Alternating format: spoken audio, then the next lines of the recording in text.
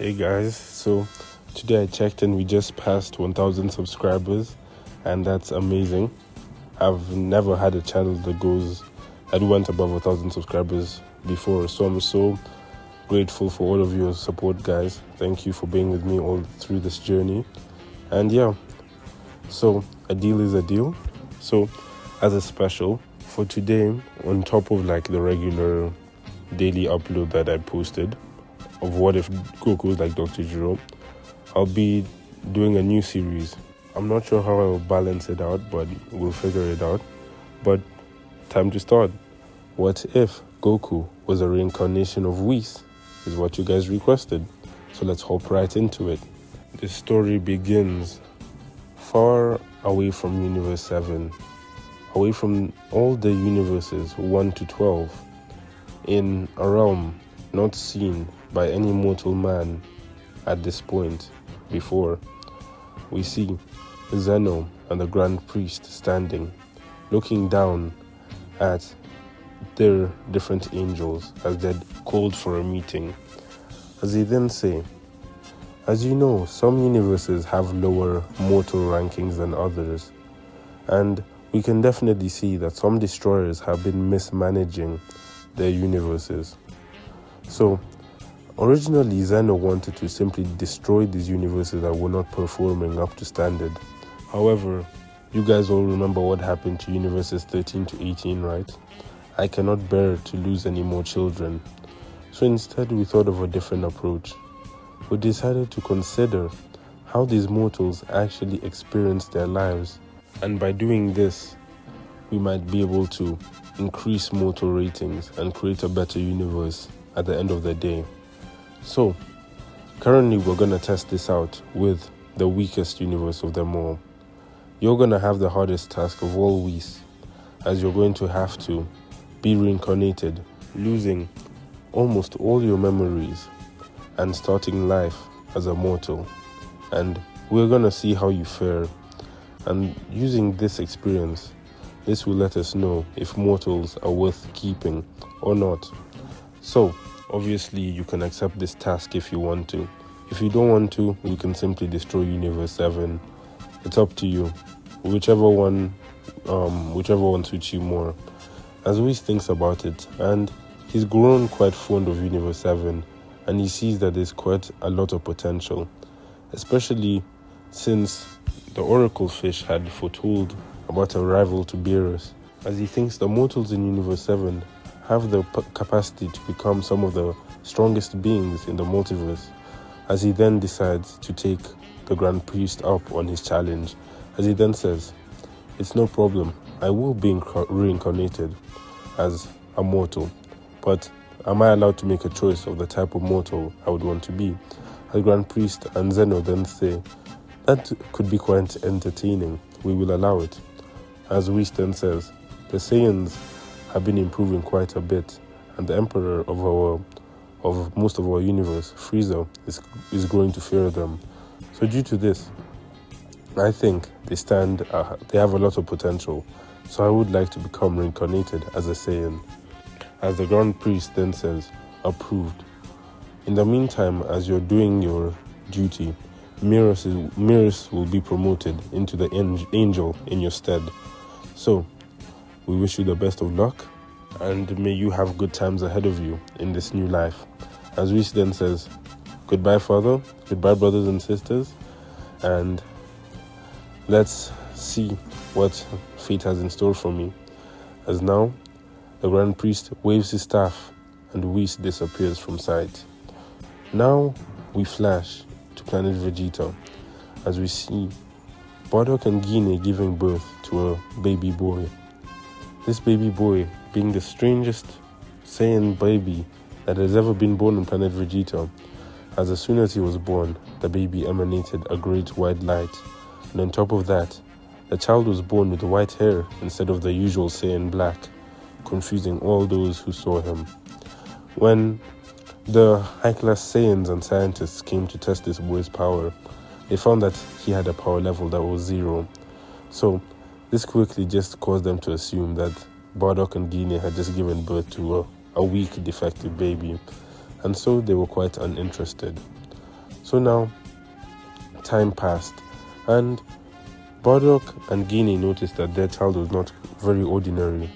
Once there was a time that Goku fell out of Guinea's arms, but instead of simply falling down and hitting the ground like a baby, he simply just floated there and managed to dodge whatever was on the ground, which intrigued them quite a lot as they realized that their baby was quite special.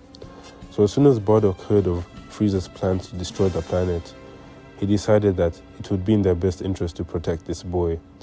And instead of just sending Goku to go by himself, he realized that this child might be the one to save and build up Saiyan society if the Saiyans survive. Or maybe he can start a new society that was better than the Saiyans. So he decides to send Guinea to raise him, since Guinea had a low enough power level to hopefully not be noticed. So, as soon as they can, Bardock says goodbye to his wife and kid, as he then gets sent off towards planet Earth, and planet Vegeta gets destroyed, as in the original. As Guinea then arrives on planet Earth with Goku, as they then stumble upon an old man, who then decides to take them with him, and he decides to treat them well, as he knows they're not from this world. So Guinea and Goku start to get accustomed to Earth and become gentler people, as they realize this planet is much more peaceful, and there's a lot of things to explore and find out, such as good food and all of that. So eventually Guinea starts training Goku, and Goku learns more and more, starts to speak, he starts walking, and Guinea realized that Goku had quite a knack for fighting, and was especially skilled at dodging, as Guinea could never land a hit on him no matter how hard he tried, as this was due to Goku's inherent ultra instinct. And Goku was quite wise beyond his ages. He wasn't simply like a tantruming baby, but he listened to instructions, and without being explained how to do certain things, he just knew how to do them, which intrigued the family. But years passed, and eventually Goku grew into quite a nice teenager. So now, as Guinea and Gohan were discussing the next stages for Goku, and how he needs to go and explore the world as he's a growing young man, simply as fate would have it, a young woman comes outside, which is Bulma, and she almost crashes into Goku. But as soon as the car is about to hit Goku, Goku simply just dodges faster than Bulma can see, thinking she even imagined the boy. And as she stands out to shoot him, thinking he's not sure what he is, Goku simply dodges all the shots and then says, whoa, watch out, lady, that could actually hurt someone. As Bulma calms down, realizing it's just a child, but surprised at this child's techniques and skill. As now, similar to the original, Bulma then decides to travel with Goku, as Guinea and Gohan also suggested, as now Guinea and Goku travel to find the Dragon Balls, and Goku decides to learn more about this world. So now, similar things happen as in the original, except that Goku takes no damage at all. Like, he does not take any damage, so he's able to solve most issues easily. The carrot situation gets solved. The red ribbon situation gets solved. Everything really gets solved. Goku's encounter with Master Roshi goes quite similar to the original. However, when Goku does the Kamehameha, it's much larger than anyone would have expected, as it encompasses the car and moves hundreds of kilometers away from where they were standing, as Roshi sees that Goku has a lot of power behind him. As Goku wasn't even trying, he was actually trying to hold back, and he was just testing if he could do a key attack. As Roshi then says, when you're done with all this, come and be my student. I have a lot to teach you. As finally, what happens now is the peel-off situation also gets solved. And since Yamcha tagged along, since in this story he tried attacking Goku, but Goku dodged everything, he still ended up following them around, and eventually, Bulma and Yamcha get close. So Bulma doesn't really wish for a boyfriend.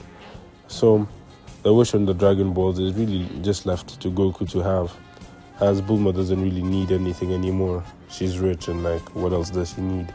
As now, Goku thinks about it and he decides to ask for a button that will allow him to meet the wisest person on the planet whenever he needs to. And Shenron then gives him this, as Goku then gets a button similar to Zeno's button, but this one allows him to meet the person who is deemed to be the wisest in all of planet Earth. So now Goku, satisfied with this, keeps it in his pocket, smiles, and then says bye to Bulma, as he then did promise to go train with Master Roshi. As now Goku then goes and embarks on his training with Master Roshi to learn the skills of martial arts and how to become better at them.